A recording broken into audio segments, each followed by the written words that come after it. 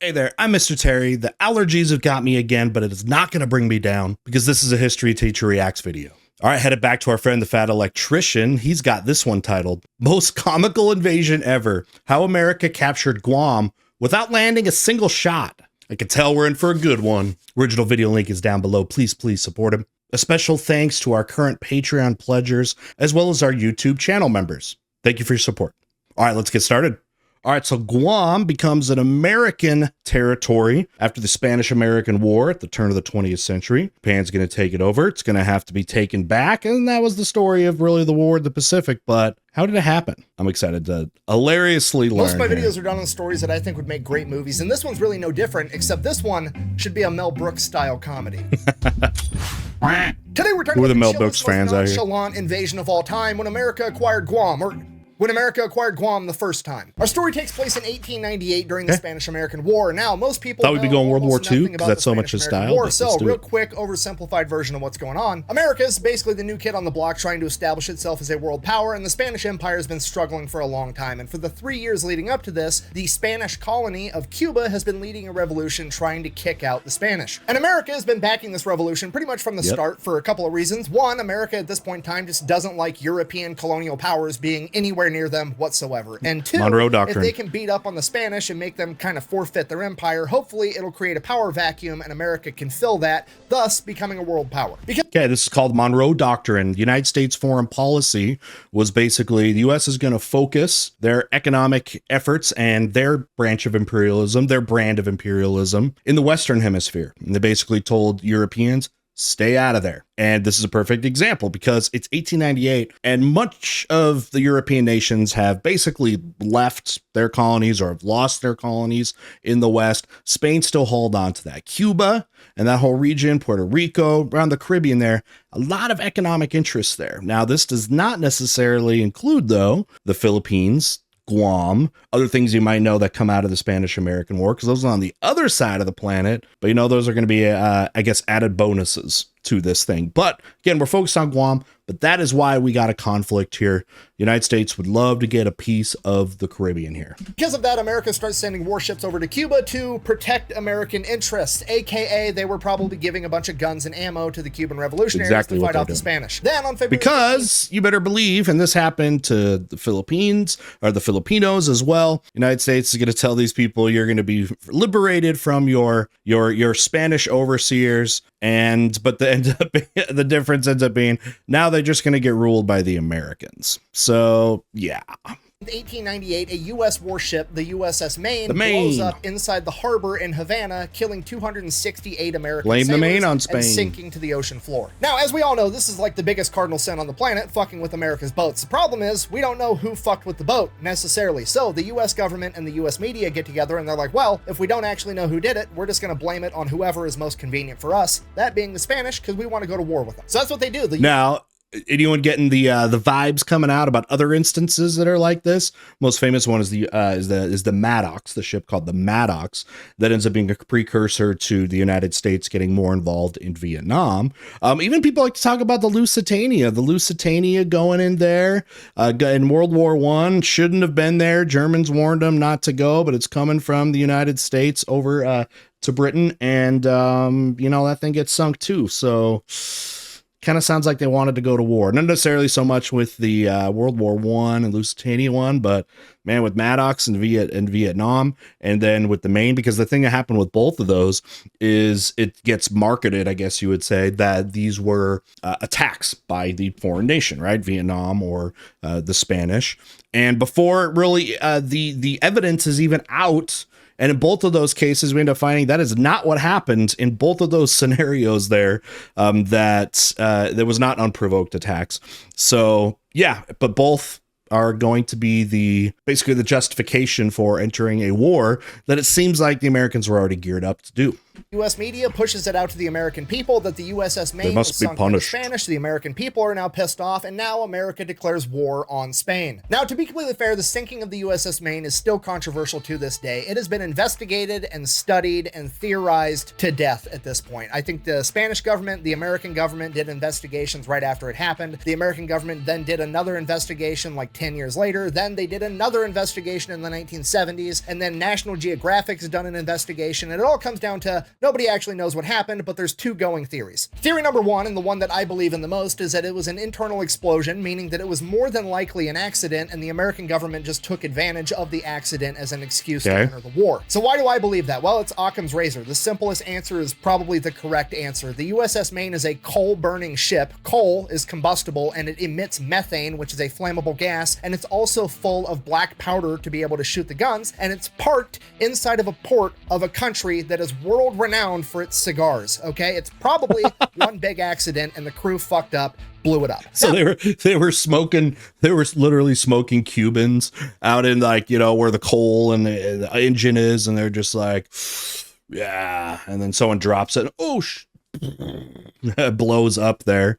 Good. You know, when we talk about these kind of things, you know, where you have different hypotheses out there, it's important that we understand, you know, that we always levy our confidence based off of the evidence. So you can go ahead and say, you know what, I think maybe one is the most probable theory. But remember, that's not the same as saying you believe something else. And just saying that you believe it means that everything you say you may be convinced of, you are of the same confidence, right? There's like varying levels or percentages of confidence. And as historians, people that learn history, we got to do that. And we got to make sure that the way we react to those things is also balanced by what our level of confidence is. And our level of confidence should be balanced or should be very much weighted against the confirmable evidence. Okay, let's hear number two. Now, theory number two, and this is where all the conspiracy theories come in. It was an external explosion, meaning that it had to have been an underwater mine, meaning that somebody had to have deliberately blown up the USS Maine. Now, there's three parties involved, and it would have had to have been one of those three, obviously, right? It A,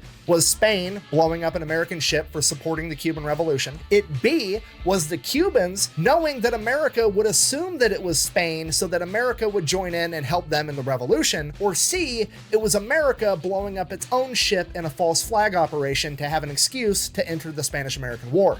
Now, that third one there, that is the one that scares people to death, right? It's the people that are wired towards conspiracies where it's like, all right, yeah, they'll kill 200 plus of their own Americans, their own soldiers to go into a war.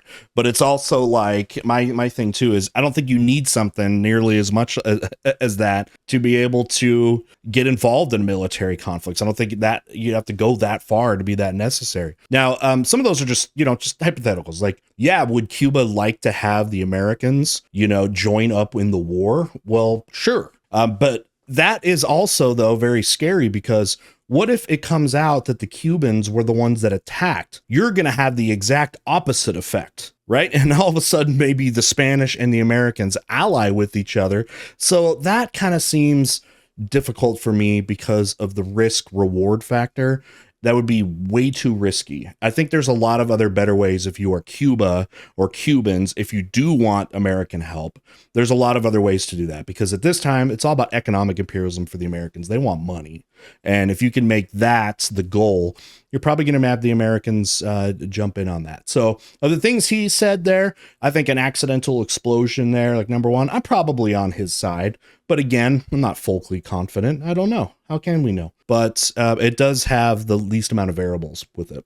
Now, out of those three, obviously, which is kind of basically what Occam's razor is. The American government went with at the time, you know, so they could enter the war because they wanted to, basically using it as an excuse, or maybe they actually thought that. Who knows? B, nobody actually really believes the Cubans did it. That's just, I don't know, like an offshoot theory. C, that America launched a false flag operation is a very trendy conspiracy theory that all kinds of people, including history teachers that I have had, have went out and said. Now, I want to be very clear about this. There's zero fucking I've never taught evidence that to support this theory. Absolutely not. I've never taught that. That's not true, because it's actually the Cuban government's official stance. Keyboard that America warrior did blow up He's the back. USS Maine, and even the statue in Havana honoring the USS Maine says that the crew were victims to imperialist greed.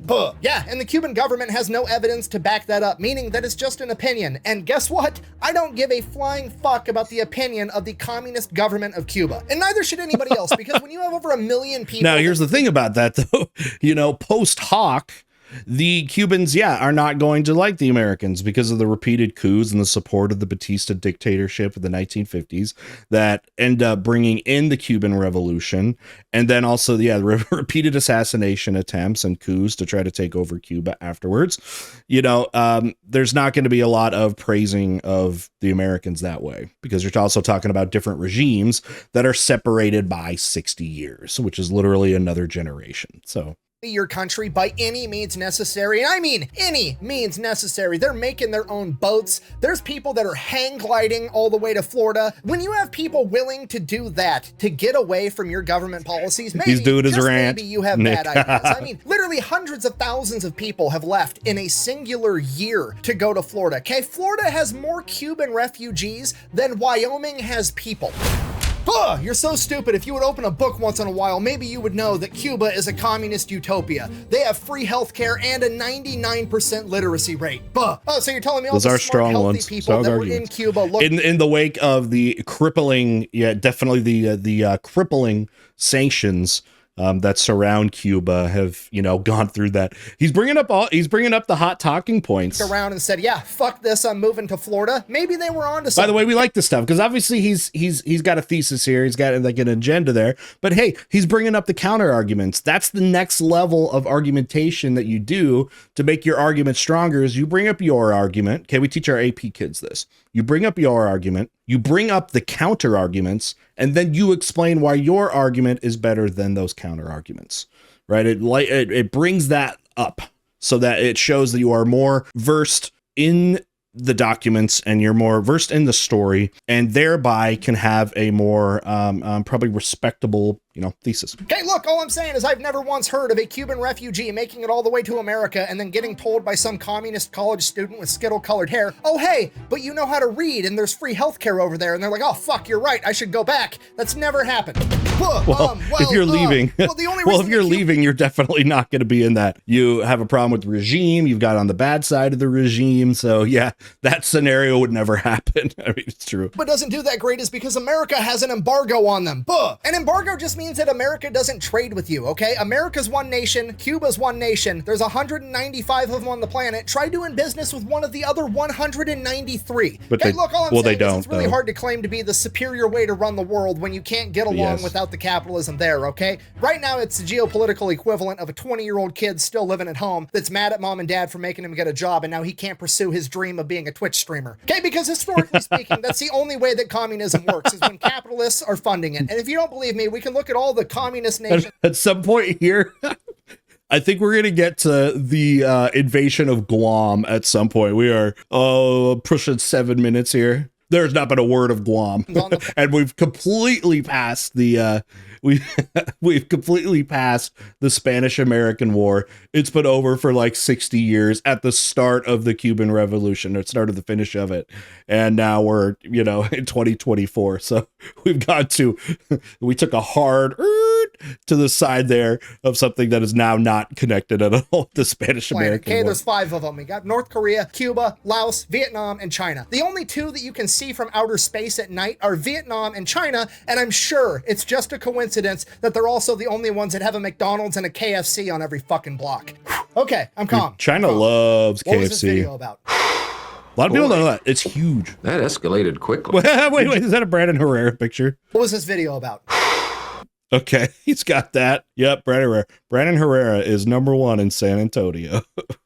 Rod Burgundy. Boy, That escalated Iran's quickly. from San It Diego. jumped up a notch. A different It did, sun. didn't it? Sorry, the USS Maine, very controversial. Regardless, it gets blown up. America uses that as the excuse or the reason to enter the Spanish-American War, declaring war on Spain. So one of the first things that America does is they get a hold of Commander George Dewey. He is the man that is in charge of America's Asiatic fleet, and they are currently stationed in Looks Hong like such a Kong. They go dork. ahead and they give him the order, hey, take the Asiatic fleet from Hong Kong, sail it over to the Philippines, go into Manila Bay, and take the entire thing over, because the Philippines at this point in time is a Spanish colony. So that's exactly what George Dewey Philippines does. has been a colony since the 1500s, essentially since, well, it started with the Magellan voyage, right? First Europeans to sail across the Pacific over there, and then they land in the Philippines, get involved in the Filipino Civil War. That was a civil war that was basically already going on. Magellan actually dies there, but the Spanish are going to end up coming to eventually control that within about the next 50 years or so, control that and use that as their trade hub for the silver and goods they were getting out of the Americas, specifically the silver, to be able to trade with places like Japan and China. Places like China, for example, did not want European goods, but would take their money. So Philippines ends up connecting the Americas.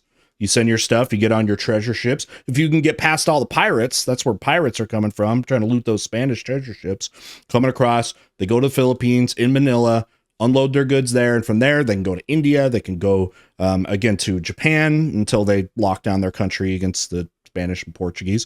Different story there. And then the restricted but still very fruitful trade with China. So you're talking 400 years of Spanish rule. But before he leaves Hong Kong, he decides he is going to enlist the help of a man by the name of Emilio Alguinaldo, who is currently exiled in Hong Kong because several years prior, he had just led an entire revolution against the Spanish in the Philippines. Now, obviously, you do not see exactly where this is going. He's famous. America's never, ever done anything like this, ever. You know, the definitely not a classic move where we encourage a guerrilla fighting group to overthrow its current government, and then we end up fighting that guerrilla fighting group like 10 years later, and it's just way worse overall. Anyways, yeah. Did anyone immediately get the well, there's a few vibes you can get there. Immediate vibes I got was Soviet war in Afghanistan, right? Support the Mujahideen, and then, oh crap, we trained them and gave them all these weapons and all this stuff. Oh, now they've created Al-Qaeda and are fighting against us. That's basically what happens. Dewey shows up to Manila Bay with the Asiatic fleet. He takes over the bay almost immediately, at which point he sends Emilio ashore. He gathers up some revolutionaries, and they're going to start fighting the Spanish way before the American troops ever even set foot on the ground. Now, at this point, something unexpected happens. The German and the Japanese Navy show up, pretty much for the same reason America's there. They also would like to own the Philippines. So now George Dewey... This is an important, time period for both of those countries. For Spain, Germany, and then I said Japan. So Germany is only, a couple decades into their unification, right? Starting with Bismarck in like the 1870s, and are in full just crank it up industrial imperialism mode, trying to basically catch up to much of the world when it comes to foreign colonies. Germany wanted a big piece of that. And Japan, same thing too. This is post Meiji Restoration. Japan has brought down their barriers for trade. They're doing foreign trade now. They're in overdrive mode with industrialization. Philippines, other places like this. This is that era where it's also in the context of, like, say, the Scramble for Africa. Scramble for Africa was also going on at this time. Pretty much it's a handful of industrial nations trying to take over the planet pretty much for resources and population growth and all the different things that come with imperialism there. And it's also important to remember too that Spain, if you were getting this image coming in here that like Spain was still this like major world power when it comes to being an imperial power, that era ended a good century or so before this.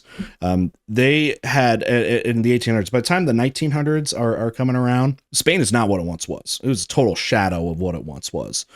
So just in case you were does not have enough men to go around because he has to keep all his men on the boats, potentially ready to fight the Germans and the Japanese in naval warfare if they want to do that. And now he doesn't have any American soldiers to go ashore and help out the guerrillas. So Dewey does the only thing he can do. He requests reinforcements, and it takes about 3 weeks for those reinforcements to even start heading his way. Captain Henry Glass is going to be departing from California in a U.S. cruiser known as the Charleston, and he is going to make his way over to Hawaii, where he is going to pick up and escort 3 troop transports transports completely full of American soldiers, and that is who is going to go ashore and fight the Spanish in Manila. So that's what he does. He goes to Hawaii, picks up the troop transports, and while he's there, he is given a sealed letter with orders directly from the Secretary of the Navy that he is only supposed to open once he gets underway and out of sight of Hawaii. It's a secret mission in uncharted space. Let's go. So now Henry Glass and the men of the Charleston are pumped. They get to go on a super duper top secret mission. So they get out in the open ocean, open up this letter directly from the Secretary of the Navy, and here's what it says.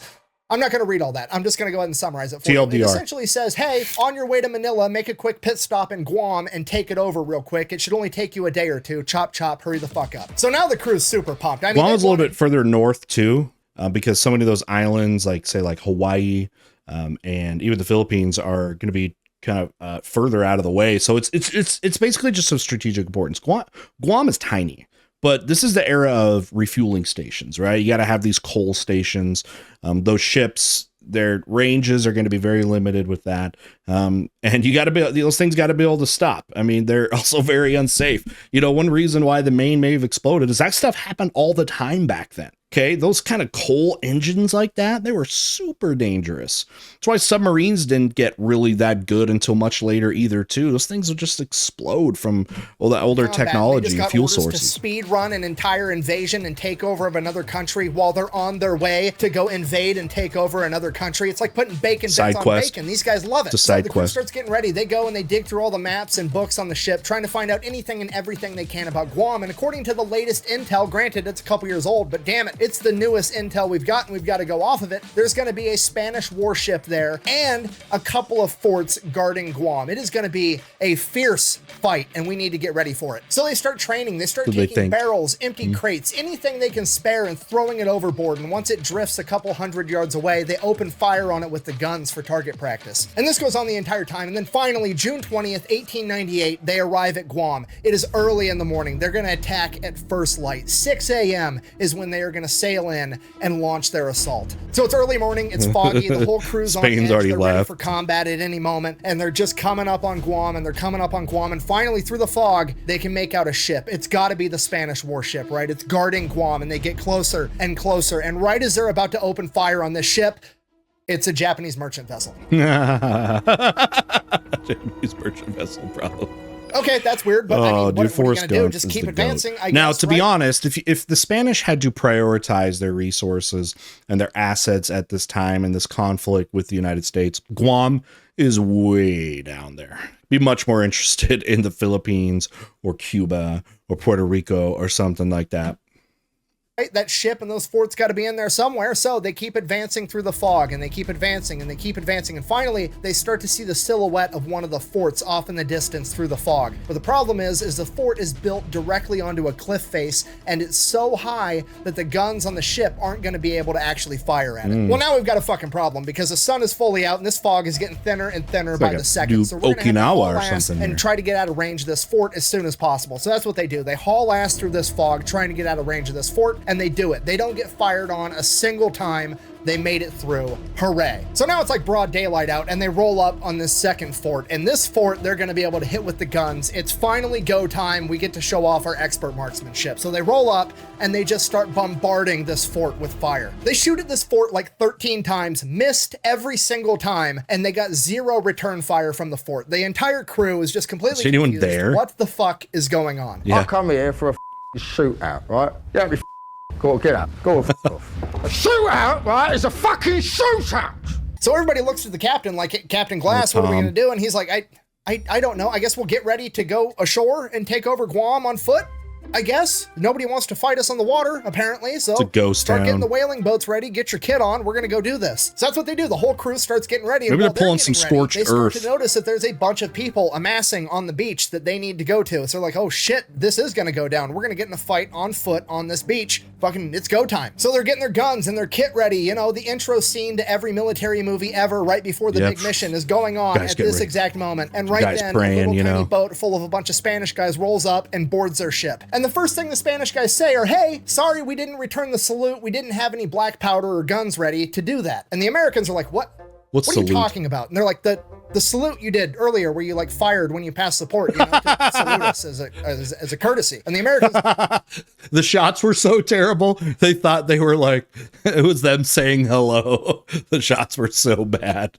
Oh gosh. We're like, no, dude, we're at war with one another. We just can't fucking aim, apparently. Come to find out, apparently Spain had just neglected to inform Guam that they were in fact at war with America. And this is horrible for the Spanish at this point because, well, the boarding party was actually like the welcoming committee / customs. And more or less, they were just coming out to the American ship to apologize for not saluting and then make sure the Americans weren't about to bring any illegal contraband or diseases onto the island and let them know the rules of the land. And it ends up being a humongous issue for the Spanish in hindsight because this welcoming committee was pretty much comprised of almost all of the Spanish officials on the island. Like the entire Spanish government present was pretty much on that welcoming committee with the exception of the governor and the treasurer. And then dude, the Spanish are like super lucky that the Americans didn't just like annihilate everybody on the beachhead there. You know what I mean? Like they could have done that. That seems like something that wouldn't have been too unexpected there because they were already fighting and they're already shooting. They think they're at war.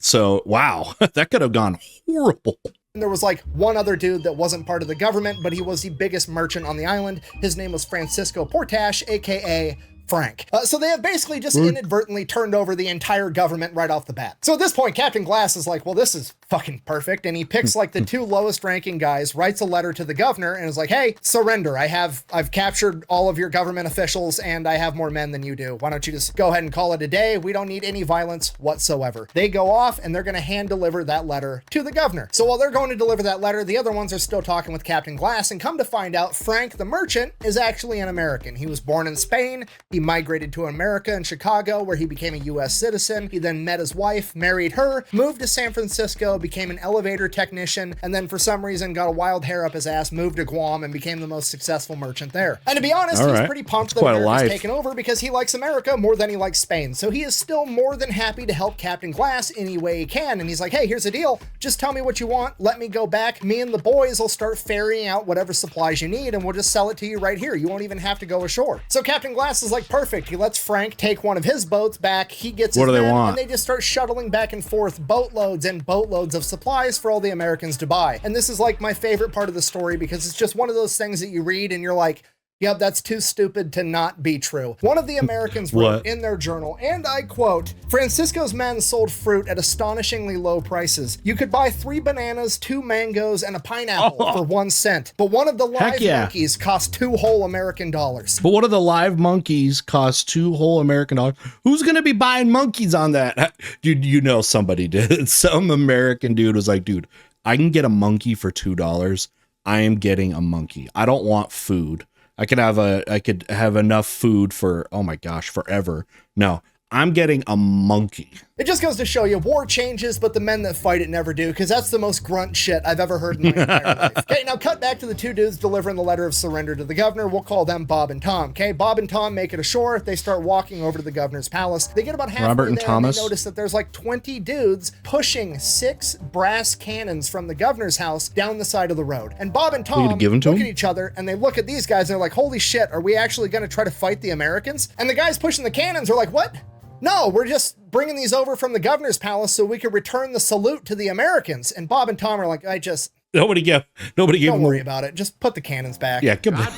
So they just keep going. They get to the governor's palace. They give him nobody gave him the word yet. At which point the governor's furious, but also, I mean, what's he gonna do? He's got 54 Spanish soldiers, and then Guam has a militia of 52 guys with no training. He doesn't stand a chance. He basically has to surrender. But here's the catch with this whole thing. Captain Glass's letter to the governor actually instructs the governor basically to just hop on a boat and report to the American vessel and turn himself in, and that's not gonna fly with the governor, so he writes a letter back that has to get delivered to Captain Glass. And that letter says, and I quote, it would give me great pleasure to comply with his request and see you personally, but as the military laws of my country prohibit me from going aboard a foreign vessel, I regret to have to decline this honor and ask that you will kindly come ashore where I await to exceed your wishes as far as possible and to agree to our mutual situation. Exceed your wishes, pardon for the trouble I caused you, and I guarantee your safe return to your ship. Very respectfully, Governor Juan Marina. Okay, so obviously this is a trap, right? The government's planning something. That's a stupid rule. Nobody would actually follow that. So the Americans get this letter, they read it, and Captain Glass is like, it's undoubtedly a trap.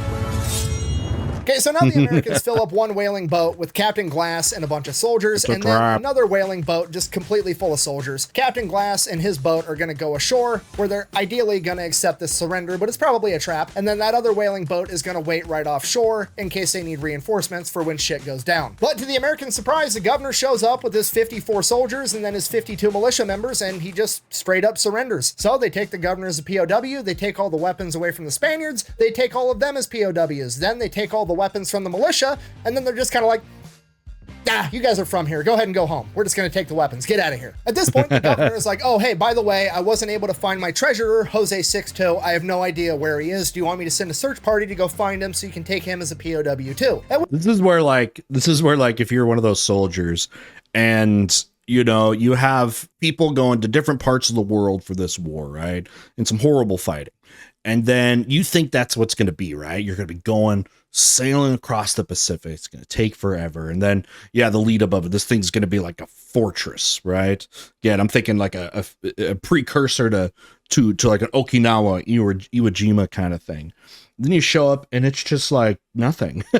It's like nothing. And you've got to be like, wow, I got very, very lucky here for this happening. At which point, Captain Glass is like, I mean, this is a giant waste of my time. I mean, did he want to battle? I don't care. Let's just get everybody on the ship so I can leave. So they get everybody back to the ships. Captain Glass then takes a handful of Americans and sends them out to the fort that they had originally fired on, and they are instructed to fly the American flag over Guam because it is now a U.S. colony. Yep. So those guys. See, if you guys didn't know, it's just international law. Once you put your flag on the fort, it's over. It's literally capture the flag. That's the thing. You thought that was just Halo? No, that's like in the Geneva Convention, all right? Sailing out to the fort. While that's going on, Captain Glass is telling everybody what happened. He's like, yeah, it wasn't an ambush. They actually did just straight up surrender. We took the governor as a POW. We took his 54 men as POWs. And then he had 52 militia members, but they were from Guam, so we just took their weapons and let them go home. At which point, one of the original guys from the welcoming committee, you know, the Spanish government, hears that, and he's like, whoa, whoa, whoa. Technically, I was born here. I'm super duper Spanish, but I was born in Guam. Can I go home too? At which point, Captain Glass is like, yeah, fuck it. Why not? Go ahead. Then Captain Glass looks over to Frank, the merchant, who's still there trying to sell as much stuff to the Americans as possible before they leave. And he's like, Frank, you're technically the only American here. I'm not going to leave any of my guys behind to run this place, so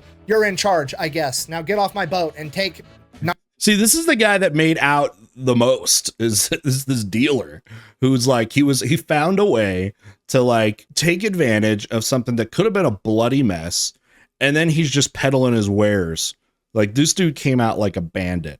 Thing is, though, in a cynical way, isn't there a guy like that in every battle and every war? Some dude, except it may be an arms dealer or something, making millions. This guy's selling monkeys and mangoes. Not Spanish Guam guy with you. So Frank, his men, and the government official dude that's apparently from Guam all hop in their little boats and they go back over to Guam. By this point, the Americans have the flag flying over the fort. Captain Glass orders them to fire the cannon as a salute. And then the Americans start lowering the flag. And Captain Glass is like, these idiots are going to take the flag back with them, and we're going to colonize an entire island, and then we're not even going to leave a flag there, so nobody knows that it's our territory. Yeah, once you leave the flag, it's not yours. It's open up. Whaling boat with the American flag in hand, at which point Captain Glass is like, the rules of war. Why on earth would you take the flag down? And they're like, oh shit, I didn't even think about that. You want us to run back over there and hang it up? And Captain Glass like, we only had one flag. Get in the ship, we're leaving. Just the complete dad energy of like, no, get your ass in the car, we're going to Manila. And that's it, they pounce. Just the most nonchalant, ridiculous invasion / capture of any territory ever. Okay, zero bloodshed. The Americans rolled up, captured the entire government, captured the entire military, put nobody else back in charge other than some random dude claiming to be an American that's named Frank. And then they didn't even give him like documentation or anything. Just literally gave him the verbal, hey, you're in charge now. So Frank is literally just showing back up on the beach in a boat being like, hey, the teacher said I get to be the line leader, motherfuckers.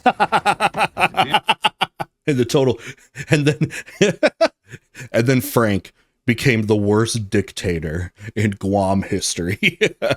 After he leaves, he becomes murderous dictator. Beautiful morning. Keep it running. Okay, if you're not picking up what I'm putting down, I'm trying to tell you Creed. that I believe this is the first time that America created a gigantic power vacuum and then just left it completely unsupervised. But not to worry, I'm almost positive that America is going to learn from this mistake the first time and will never ever do it again.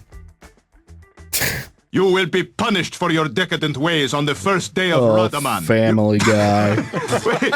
Wait a minute. Wait, did I just say, what did I say? Radaman? Blah, blah, blah, blah. Okay, for real though, I man, need you that guys to scene fully is grasp so how good crazy this situation in is for Family Guam, Guy. okay? Imagine that you woke up tomorrow and the American government was gone. The cops, gone. The military, gone. Nobody knows what happened, and there's just one dude named Frank that said, hey, Joe Biden put me in charge.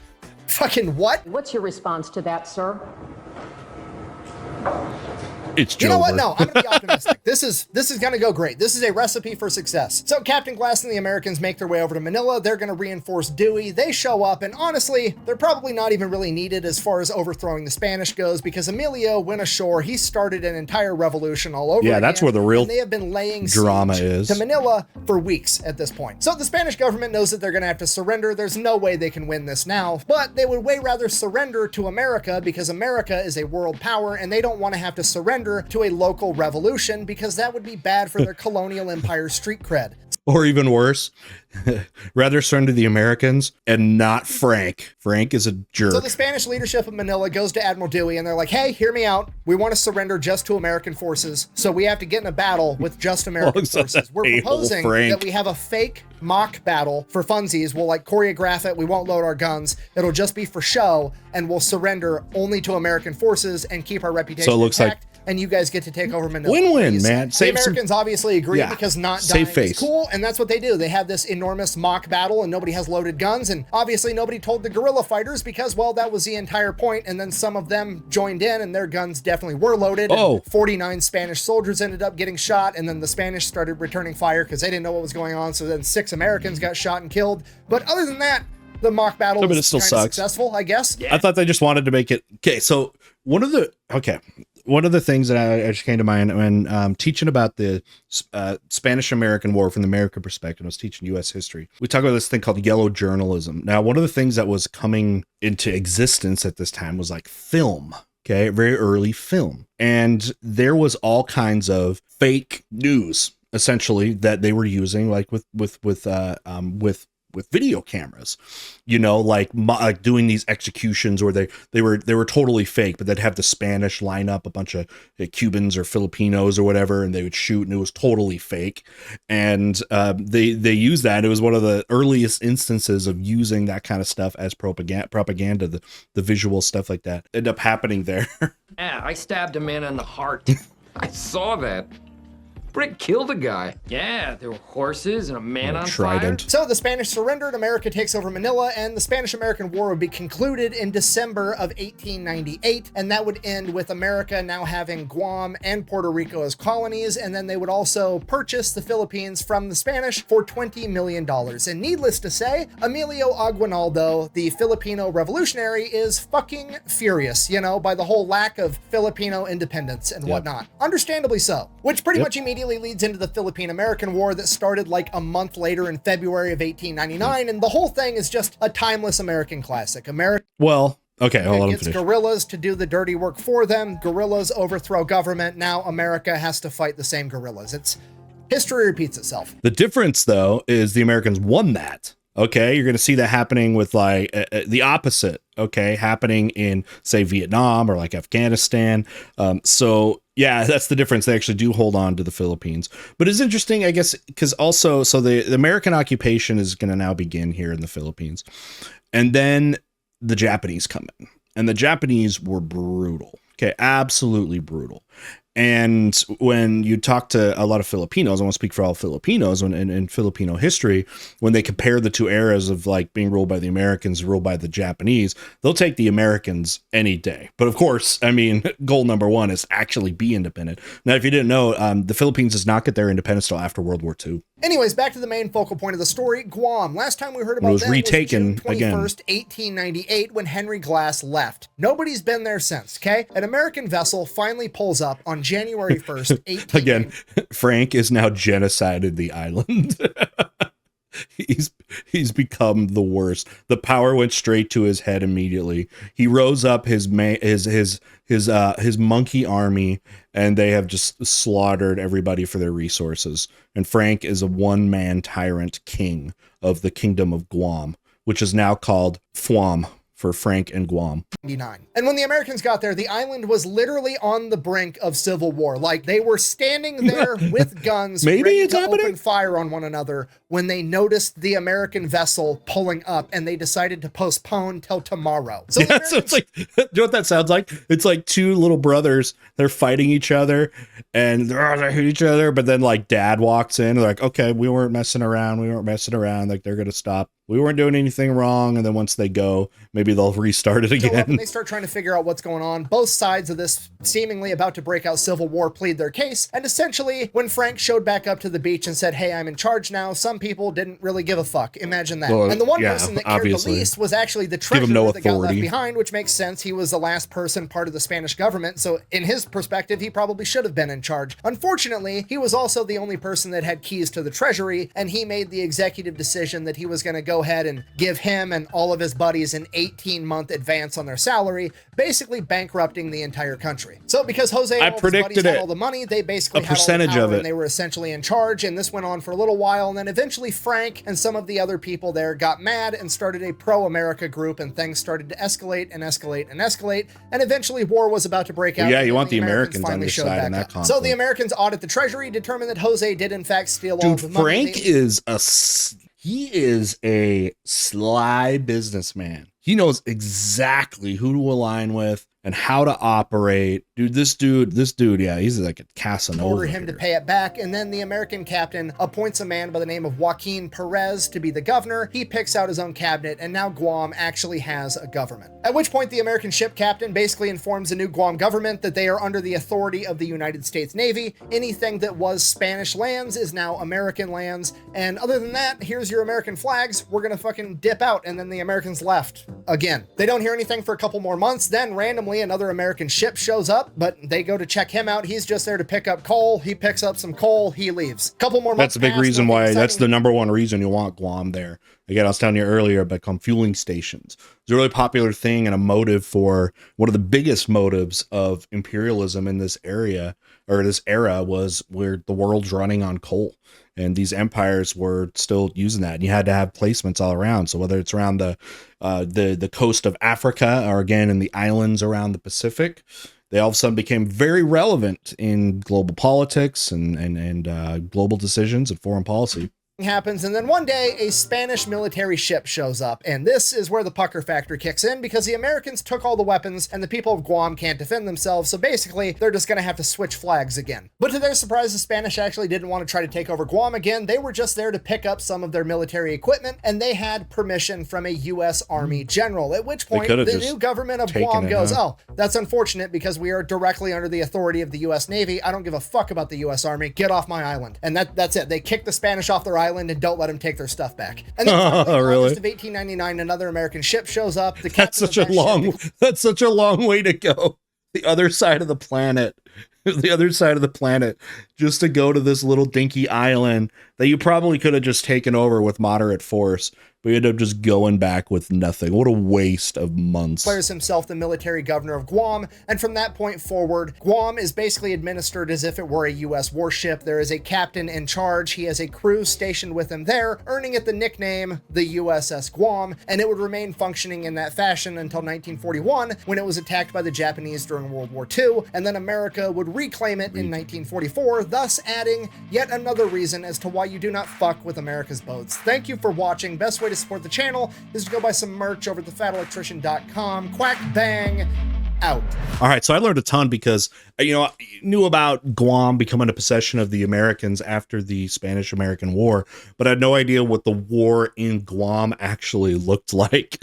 So, wow, that was a very interesting story, and it was kind of funny. Again, he titled this "The Most Comical Invasion Ever." Yeah, it was just a bunch of idiots thinking around. All right, with that, you guys, we'll see y'all next time. Bye.